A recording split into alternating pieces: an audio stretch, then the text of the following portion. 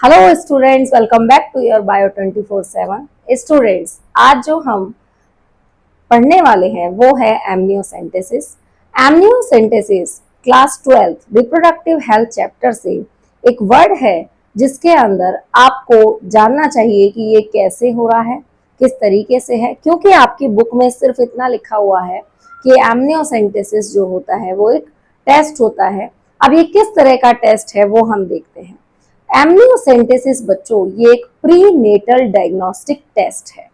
इस टेस्ट के अंदर क्या होता है कि जैसे कि जो एम्ब्रियो है वो मदर की वोम में है 9 मंथ तक, प्रेगनेंसी 9 मंथ की है, वो मदर की वोम में है। अब वो मदर की वोम में एक फ्लूइड में रहता है, उसकी सराउंडिंग्स में एक फ्लूइड बन जाता है। वो जो फ्लूइड है उस एम्ब्रियो को एक कंफर्ट जोन प्रोवाइड कराता है जिसमें वो एम्ब्रियो आराम से मूव कर सकता है, अपनी कुछ हरकतें कर सकता है। जैसे कि अगर 4 मंथ पे आपने सुना हो कि 4 या 5 मंथ पे कि बेबी किक करता है, तो इस तरह की चीजें वो उस एक कंफर्ट जोन में करता है, तो उसका एक मूवमेंट होता है। तो वो जो कंफर्ट जोन जिस फ्लूइड में होता है वो फ्लूइड को बोलते हैं एमनियोटिक फ्लूइड। तो ये इसी तरह का टेस्ट है, इसीलिए इसका नाम है एमनियोसेंटेसिस। इसका मोटो क्या है, इसको क्या कहा जाता है? Prenatal diagnostic test. इस टेस्ट में हमें क्या लेना होता है? एमनियोटिक फ्लूइड से सेल्स।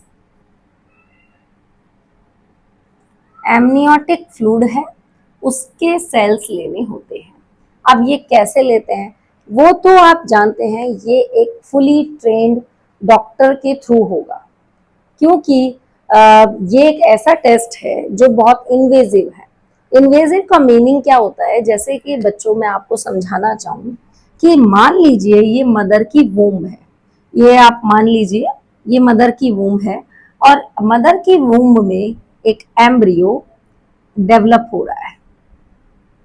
ठीक है, ये एम्ब्रियो डेवलप हो रहा है, ये मैंने जो डॉटेड लाइन से बनाया है ये है एमनियोटिक फ्लूइड। तो सेल एमनियोटिक फ्लूइड से लेने होते हैं। तो इस प्रोसीजर को करने के लिए क्या क्या किस तरीके से होगा? तो यहाँ पर क्या होता है कि वो जो डॉक्टर्स होते हैं वो एक इंजेक्शन लेंगे और इंजेक्शन की जो नीडल है वो डायरेक्ट इसमें जानी होती है फ्लूइड में, और फिर वो क्या लेगा वहां से एमनियोटिक फ्लूइड से सेल्स लेंगे, कुछ सेल्स लेंगे। लेकिन ये मैंने कहा इन्वेजिव है। इन्वेजिव का मतलब ये इस तरीके से है कि डायरेक्ट मदर के ये एब्डामन एरिया को पिंच करके फिर अंदर वोम्ब से फिर अंदर जा रहा है एमनियोटिक फ्लूइड में, और वहां से लेना होता है क्या? उसके सेल्स लेने होते हैं एमनियोटिक फ्लूइड के। तो उद्देश्य क्या है? एमनियोटिक फ्लूइड से ज्यादा सेल्स नहीं लेते हैं, कुछ कुछ सेल्स लेते हैं तो वो उसमें आ जाते हैं। बहुत सारा फ्लूइड नहीं लेना होता है। तो यहाँ पर जो आ गया है वो एमनियोटिक फ्लूइड आ गया है। ठीक है, अब एमनियोटिक फ्लूइड लेकर क्या होगा? इस फ्लूइड को लेकर क्या होने वाला है? इसका टेस्ट होगा। अब इसके टेस्ट में क्या होता है बच्चों, ये एक क्रोमोसोमल पैटर्न पे आधारित है। तो वो जो सेल्स हैं उनमें एक पैटर्न आ जाएगा क्रोमोसोम्स का। ठीक है, तो वो क्रोमोसोम्स जैसे कि आपको पता है 23 पेयर्स होते हैं। तो मैं अगर ड्रॉ करना चाहूँ 1 2 3, मैं आपको सिर्फ एक सो ऑन, ठीक है, 23 इस तरीके से। अब 23 वाला एक्स वाई भी हो सकता है और एक्स एक्स भी हो सकता है। अगर मेल फीमेल मेल है तो 23 एक्स वाई, और अगर फीमेल है तो एक्स एक्स। ठीक है, तो ये हो गया, ये पूरा पैटर्न बन के आ जाता है एक तरीके से। एक शीट की क्रोमोसोमल पैटर्न है उस पर आ जाएगा। ठीक है, डॉक्टर के पास पूरा सेटअप है जिस पर ये सेल का टेस्ट होगा और ये पूरा का पूरा सेटअप आ जाएगा। अब इसमें करना क्या है इस टेस्ट से? इस टेस्ट से, क्योंकि मैंने कहा है ये डिपेंड है क्रोमोसोमल पैटर्न पे।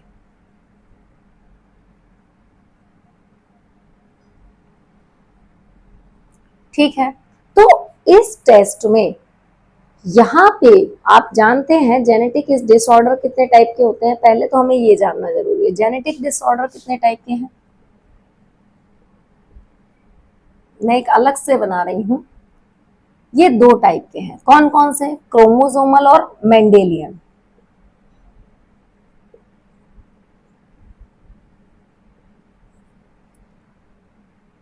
ठीक है, क्रोमोसोमल और मेंडेलियन। आपका एक चैप्टर अभी जो principle of inheritance and variation आएगा उसमें भी ये आएंगे।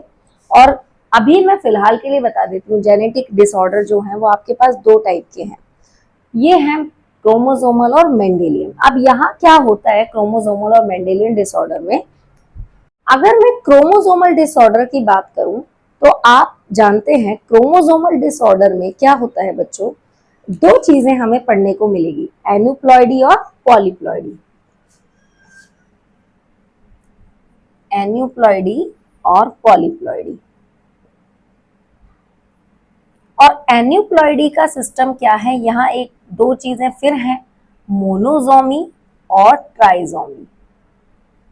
अगर आपको डिसऑर्डर पढ़ने हैं तो आप मेरे पुराने वीडियोस देख सकते हैं, वहां पर आपको जेनेटिक डिसऑर्डर मिलेंगे और वहां पूरा एक्सप्लेनेशन है इस पूरे डिसऑर्डर का। पर हमारा यहाँ उद्देश्य इनको एक्सप्लेन करना नहीं है, पर कुछ चीजें जुड़ी हुई हैं तो मैं आपको कुछ चीजें यहाँ बता रही हूँ। तो मोनोजोमी में क्या होता है कि एक क्रोमोसोम कम हो जाए। अगर मैं मोनोजोमी की बात करूं बच्चों तो यहाँ पर क्या होगा, एक क्रोमोसोम कम हो जाएगा। और अगर मैं ट्राइजोमी की बात करूं तो यहाँ पे एक क्रोमोसोम ऐड हो जाएगा। ठीक है, तो मान लीजिए कि यहाँ कोई डिसऑर्डर आया कहीं पे, तो वो डिसऑर्डर सपोज दैट कि ट्राइजोमी है, कोई क्रोमोसोम ऐड हो जाए। तो ट्राइजोमी का अगर मैं ट्राइजोमी का एग्जांपल दूं कि अगर मान लीजिए ये एक्स वाई तो पूरा है, अब एक्स वाई में एक्स एक्स वाई आ रहा है, मतलब उस पैटर्न में आ रहा है एक्स एक्स वाई, तो ये तो मेल का है एक्स वाई, पर इसमें एक एक्स ज्यादा है, तो ये एक्स ट्राइजोमी हो गया। अब ये ट्राइजोमी है, दिख रहे हैं आप, ट्राइजोमी यहां पर। तो इस ट्राइजोमी को कहां टेस्ट किया गया, इस प्रीनेटल डायग्नोस्टिक टेस्ट में। ये इस पैटर्न में आ जाता है और पता चल जाता है इसको क्या है, ट्राइजोमी है। अब ट्राइजोमी आप जानते हैं ये किस तरह की ट्राइजोमी है, इसका नाम क्या है, लाइनफेल्टर सिंड्रोम। ये लाइनफेल्टर सिंड्रोम है। ठीक है, ये लाइनफेल्टर सिंड्रोम में क्या होगा, ये मेल जो होगा वो कैसा होगा, स्टेराइल होगा, मेल में कुछ फीमेल कैरेक्टर आ जाएंगे। तो ये पता चल गया इस बीमारी के बारे में। ठीक है, अब पेरेंट्स को ये जब पता लग जाता है, उससे पेरेंट्स को क्या, देखिए मैं आपको बताऊं, अगर डॉक्टर को, आप जानते हैं प्रेगनेंसी के टाइम बहुत सारे प्रेगनेंसी के टाइम क्या होता है, अल्ट्रासाउंड्स होते हैं प्रेग्नेंट लेडी के। अब वो अल्ट्रासाउंड जैसे फर्स्ट ट्राइमेस्टर में हुआ है तो फर्स्ट ट्राइमेस्टर में तो इस चीज का नहीं पता चलेगा, लेकिन सेकेंड ट्राइमेस्टर में क्या होता है कि अगर उसको पता चल जाता है कि ये जो बेबी है इसको कोई क्रोमोसोमल डिसऑर्डर है या जेनेटिक डिसऑर्डर है। अब जेनेटिक डिसऑर्डर में क्रोमोसोमल है या मेंडेलियन है, तो उसको पता चलता है कि क्रोमोसोमल डिसऑर्डर है। तो इस चीज के बारे में, इस बीमारी क्या है ये, इसका आगे कंक्लूजन क्या होगा, बेबी अगर इस दुनिया में आएगा तो उसे क्या होने वाला है, ये सब डॉक्टर पेरेंट्स को बता देते हैं। ठीक है, ये क्योरेबल है या नहीं, तो ये सब चीजें डॉक्टर पेरेंट्स को बता देंगे।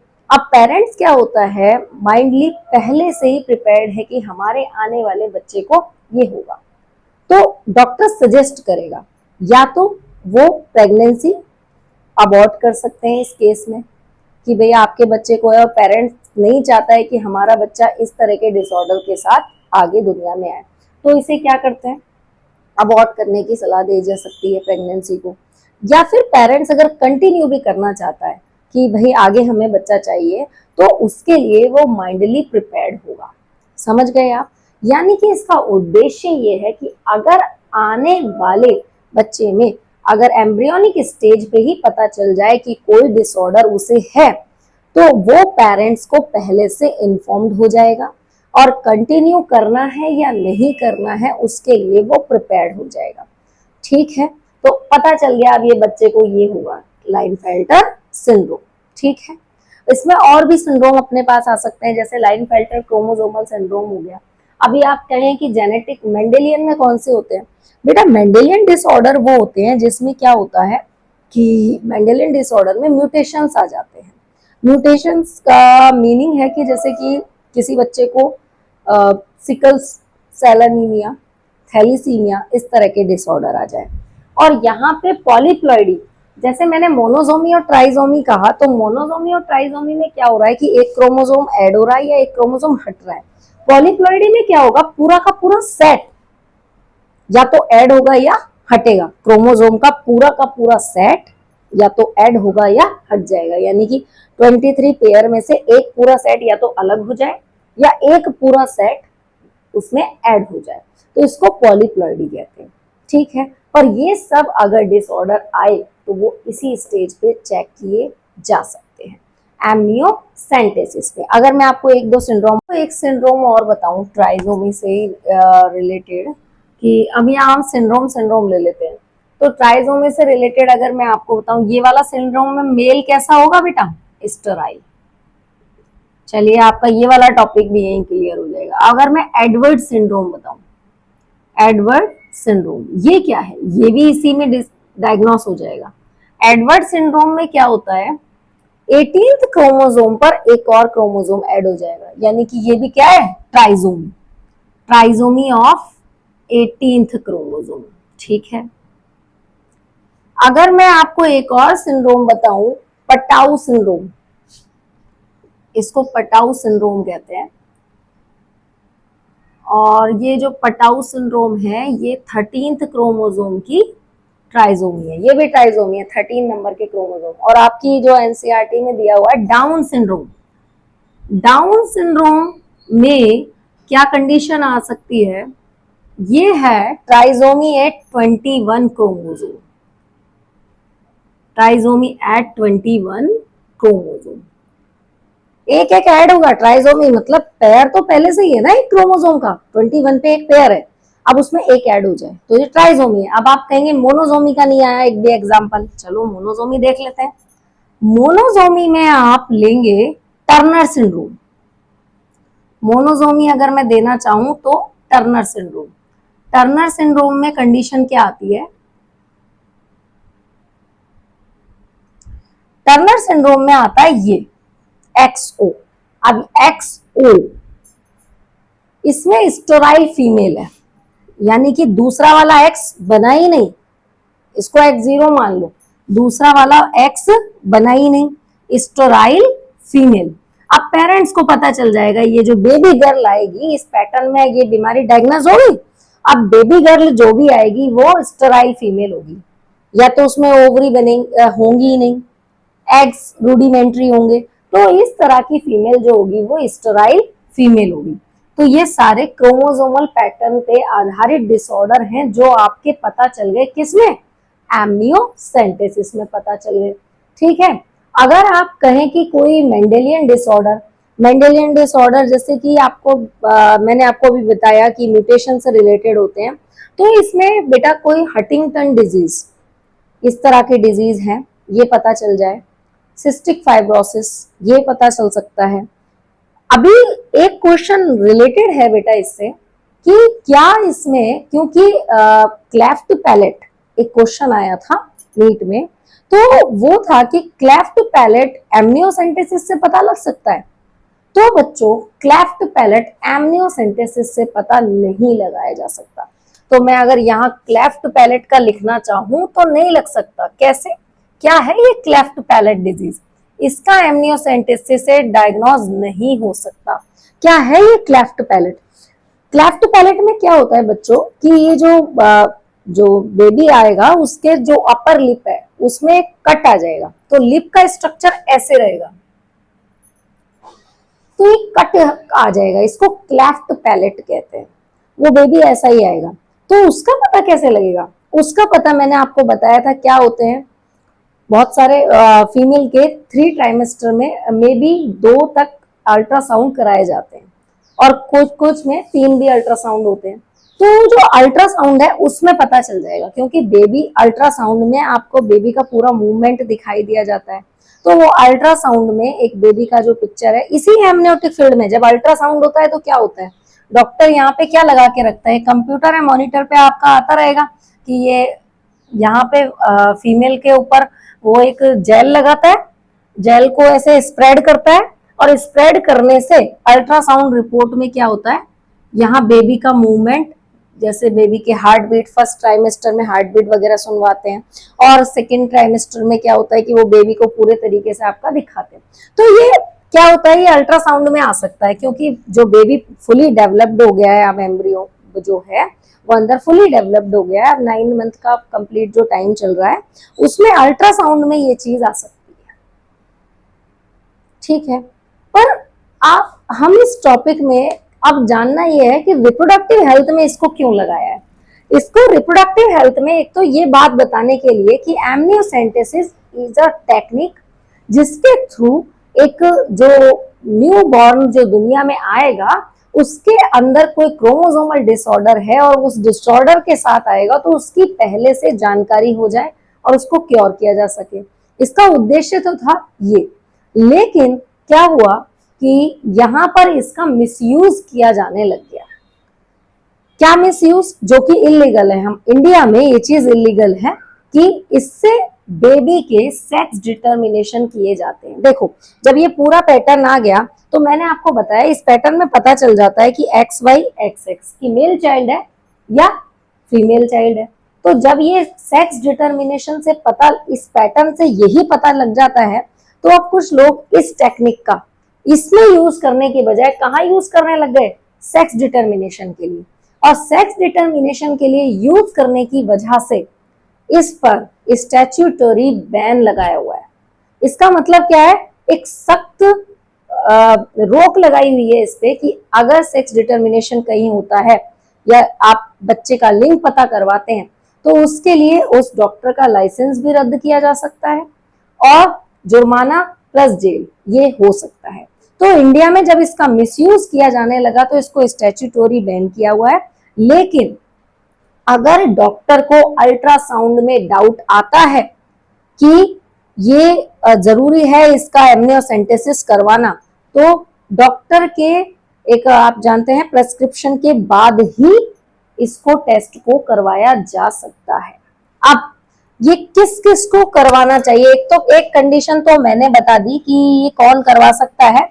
इसमें अगर मैं डाल दूं हूं, कौन करवा सकता है इस टेस्ट को, इस टेस्ट को देखो अगर डॉक्टर को डाउट है तो, इफ डॉक्टर इन डाउट कि मेरे बच्चे को कोई डॉक्टर को अगर इस चीज का डाउट है कि जो बच्चा है उसको कोई भी क्रोमोसोमल डिसऑर्डर से रिलेटेड लग रहा है, तो डॉक्टर को अगर डाउट है तो वो फैमिली को सजेस्ट करेगा एमनियोसेंटेसिस करवाने के लिए। दूसरा, अगर फीमेल जैसे कि अब के टाइम में क्या होता है कि मोस्टली वर्किंग लेडी जो होते हैं कि उनको जो बेबी है, या मान लीजिए कि बाय चॉइस कि बेबी जो प्रेग्नेंट है लेडी उसकी एज 35 अबव है, 35 साल से ऊपर की है प्रेग्नेंट लेडी, तो उस केस में भी पूरे चांसेस तो नहीं कह सकते लेकिन कुछ चांसेस हो सकते हैं कि बच्चे को क्रोमोसोमल डिसऑर्डर आए। तो उस केस में इफ प्रेग्नेंट लेडी की एज 35 अबव है,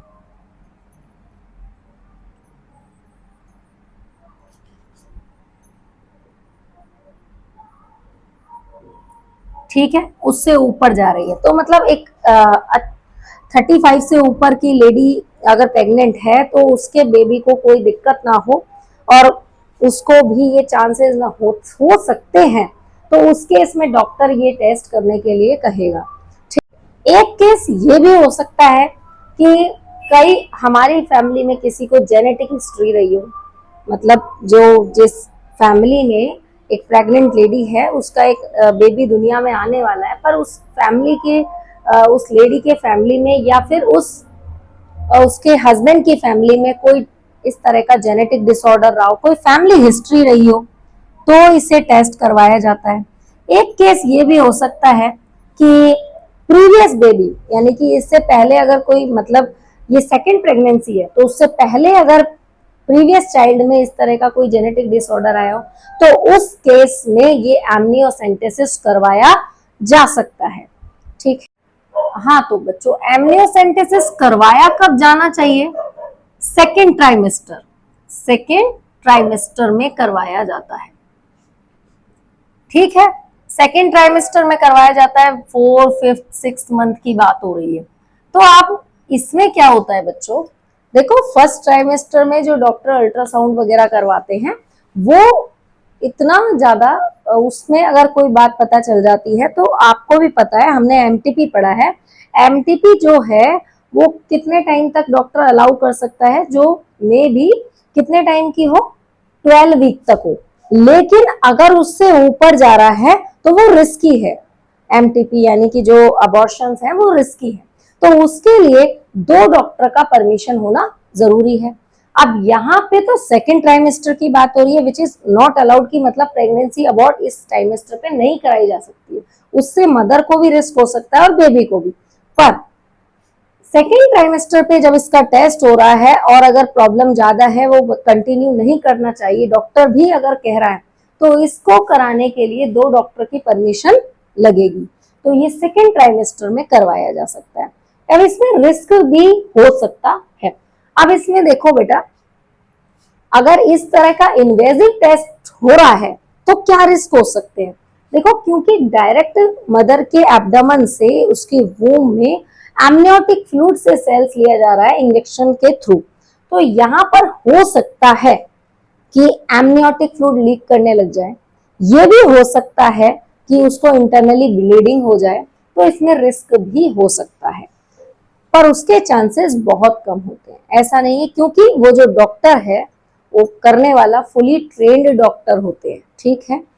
जैसे कि आपके गायनिक होते हैं, इनके थ्रू ये करवाया जाता है। एमनियोटिक फ्लूइड में आप जानना चाह रहे हैं, मैंने आपको बताया कि एमनियोटिक फ्लूइड, एक बार हम रिकॉल कर लेते हैं। हमने टॉपिक स्टार्ट किया एमनियोसेंटेसिस से। एमनियोसेंटेसिस जो वर्ड है वो लिया गया है रिप्रोडक्टिव हेल्थ चैप्टर में, जहां पे एमनियोसेंटेसिस की बात की गई है। एमनियोसेंटेसिस हमने पूरा प्रोसीजर समझने के लिए इसको यहाँ लिया। अब इसको समझने के लिए ये जान ले क्या है एमनियोसेंटेसिस। एमनियो वर्ड से ही पता चल रहा है, यहाँ पे एमनियोटिक फ्लूइड की बात कर रहे हैं। एमनियोटिक फ्लूइड जो होता है वो मदर की वॉम्ब में पल रहे एम्ब्रियो को एक कंफर्ट जोन देने के लिए एक फ्लूइड होता है, उस फ्लूइड को बोलते हैं एमनियोटिक फ्लूइड। ये एमनियोटिक फ्लूइड कैसा होता है, अगर इसको मैं बताऊं, एमनियोटिक फ्लूइड जो होता है वो होता है येलोइश कलर का, येलोइश कलर का होता है। और इसमें बेबी क्या करता है, मूवमेंट करता है और उसके कंफर्ट जोन मिलता है इसमें, ठीक है। येलोइश फ्लूइड होता है। इसका फायदा ये है कि इसके रहते हुए बच्चा एक तो मूवमेंट कर सकता है एम्ब्रियो, और दूसरा ये एम्ब्रियो को सिकुड़ने से बचाता है, क्योंकि इसके चारों तरफ क्या भरा हुआ है, एमनियोटिक फ्लूइड है, एक लिक्विड है, और बेबी को एक कंफर्ट एरिया मिल जाता है, डेसिकेशन से बचाता है ये, ठीक है। प्रेगनेंसी अबॉर्ट होने से ये बच्चे को बचा रहा है, एक हेल्दी एनवायरनमेंट अंदर बच्चे को दे रहा है, तो उसके लिए इसका होना जरूरी है। इस एमनियोटिक फ्लूइड में एम्ब्रियो के सेल्स होते हैं, इसी वजह से इसे लिया जाता है। जब इसे लिया जाता है टेस्टिंग के लिए, तो जब इसका टेस्ट होता है लैब में, तो जो एक पैटर्न बन के आता है वो पैटर्न क्रोमोसोमल होता है। उस पैटर्न में 1 से 23 तक पेयर क्रोमोसोम के बन के आते हैं। अब उस पैटर्न में अगर कोई क्रोमोसोमल डिसऑर्डर है, लाइक मोनोसोमी है, तो जैसे कि सोचो कि मोनोसोमी मतलब कि एक्स में XO लिखा हुआ है, तो वो जो फीमेल है वो स्टेराइल फीमेल है, उसका सिंड्रोम क्या है, टर्नर सिंड्रोम है, दूसरा वाला बना ही नहीं, ठीक है। रूडिमेंट्री ओवरी हो सकती है। ट्राइजोमी, ट्राइजोमी मेल वाले में XY पैटर्न पे एक और X आ गया, तो ये क्या हो गया, XXY, इसे लाइनफेल्टर सिंड्रोम कहते हैं। ये लाइनफेल्टर सिंड्रोम में मेल स्टेराइल हो जाता है, मेल में फीमेल कैरेक्टर आ जाते हैं, गायनेकोमास्टिया बोलते हैं। पटाउ सिंड्रोम, 13 क्रोमोसोम के पेयर पे एक और क्रोमोसोम ऐड हो जाए, एडवर्ड सिंड्रोम 18 क्रोमोसोम की डिजीज है, और 21 क्रोमोसोम की ट्राइजोमी है आपका डाउन सिंड्रोम। मेंडेलियन, इससे क्या सिर्फ क्रोमोसोमल डिसऑर्डर पता लगाए जा सकते हैं, ऐसा नहीं है, इससे कुछ मेंडेलियन डिसऑर्डर भी पता लगाए जा सकते हैं, जैसे कि हंटिंगटन डिजीज है, ठीक है। इससे कुछ न्यूरल डिसऑर्डर भी पता लगाए जा सकते हैं, ठीक है। इससे सिस्टिक फाइब्रोसिस का पता लगाया जा सकता है। इससे किसका पता नहीं लगता है, अगर इस तरह का क्वेश्चन आएगा तो वो, अगर क्लेफ्ट पैलेट डायरेक्ट नेम से क्वेश्चन आया था तो क्लेफ्ट पैलेट का पता नहीं लगता, क्योंकि यहाँ पर अपर लिप्स में यहाँ बीच में कट आ जाता है, ठीक है। तो वो बेबी है जो वो परमानेंट उस पे कट रह जाएगा, उसके साथ बॉर्न होगा, तो वो क्लेफ्ट पैलेट जो है वो अल्ट्रासाउंड में पता लगाया जा सकता है। ये आपका पूरा एमनियोसेंटेसिस है, प्रीनेटल डायग्नोस्टिक टेस्ट, मैंने इसके नाम पे लिख दिया।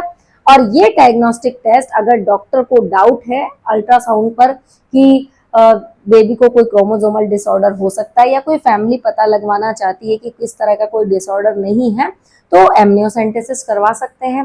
35 एंड अबव एज की कोई लेडी प्रेग्नेंट है और उसका आने वाला बेबी है, उसके लिए अगर डॉक्टर डाउटफुल है तो एमनियोसेंटेसिस करा सकते हैं। कोई जेनेटिक हिस्ट्री फैमिली में रही हो, कोई प्रीवियस बेबी जो है वो पहली डिलीवरी में जो आपका पहला बेबी है वो अगर इस डिसऑर्डर से, कोई भी क्रोमोसोमल डिसऑर्डर से अगर रहा हो, तो नेक्स्ट बेबी के लिए भी इसकी टेस्टिंग कराई जा सकती है। लेकिन ये कराया जाता है सेकेंड ट्राइमेस्टर में। इस पर स्टैट्यूटरी बैन क्यों लगाया गया है, उसका कारण है कि ये टेक्निक बनाई थी यूज के लिए, लेकिन इसका मिसयूज किया जा रहा है।